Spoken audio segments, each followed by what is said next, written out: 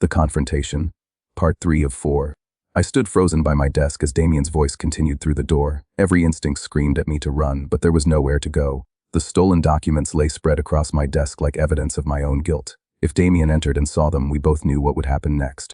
"Adrian, please," he called again, his tone taking on a note of urgency. "I know you're in there. We need to talk about what you've discovered. I can explain everything."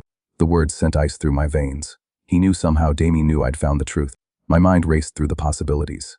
Had someone seen me leaving the general's study? Had I left some trace of my presence? I quickly gathered the documents and shoved them into a hidden compartment behind my wardrobe, a secret space I'd discovered as a child during games of hide and seek. Ironically, Damien had been the one seeking me when I'd found that hiding spot. Now it would hide evidence of his treachery. Taking a deep breath to steady my voice, I called out, "Just a moment, I'm getting dressed." I needed time to compose myself, to hide the devastation and rage that surely showed on my face. When I opened the door, Damien stood in the corridor looking exactly as he always had. Tall, handsome, with our father's dark eyes and strong jaw. He wore his guard's uniform with the same pride he'd shown since receiving it. For a heartbeat, seeing him there, I wanted to believe I'd imagined everything. "May I come in?" he asked, and I noticed his hand resting casually on his sword hilt.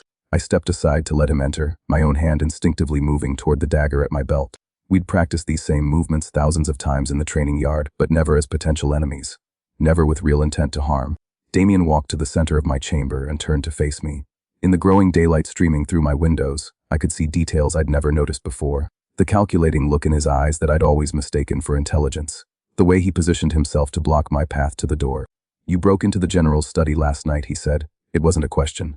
I saw you climbing down the ivy wall, just like when we were children, except this time you were stealing instead of playing." My blood turned to ice. He'd been watching, waiting. This entire conversation was a trap. "I don't know what you're talking about," I lied, fighting to keep my voice steady.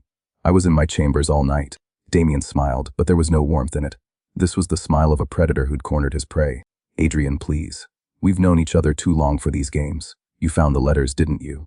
You know about the villages, about the war, about everything we've planned." The casual way he said "we," as if mass murder and treason were simply collaborative projects, made my stomach turn. "Why?" I whispered, the question torn from my soul. "Why would you do this? Father gave you everything. A place in the castle, recognition, honor. He loved you like his legitimate son." Something flickered across Damien's features, pain perhaps, or old resentment. "Loved me like his legitimate son, but never made me his legitimate son," he said. "Do you know what it's like, Adrian, to live your entire life as someone's bastard? To watch you inherit everything I'm equally qualified to possess, simply because your mother was a queen instead of a kitchen maid."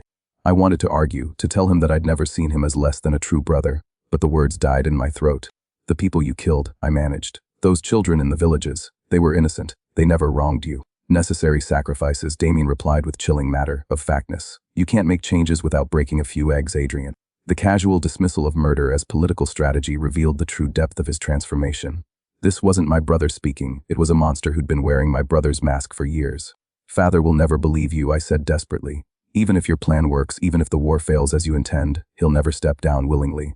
"He won't have to step down willingly," Damien said softly. "Wartime is dangerous, Adrian. Kings have accidents. Especially kings who refuse to listen to the advice of their most trusted generals and sons." The implication hit me like a physical blow. They weren't just planning to discredit our father, they intended to kill him. "You're talking about murdering your own father," I breathed. "Our father. The man who raised you, who gave you purpose and position when he could have turned you away. The man who gave me scraps from his table and expected gratitude," Damien snapped, his composure finally cracking.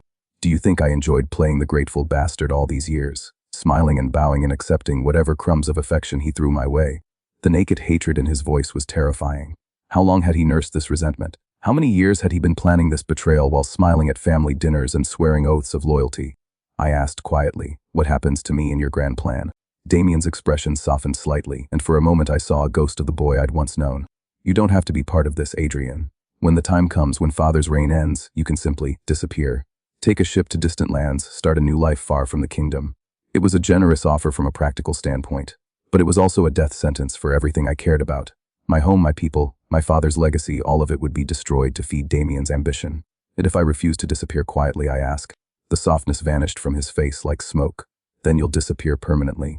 "I'm sorry, Adrian, but I won't let anyone, not even you, stand between me and what I'm owed."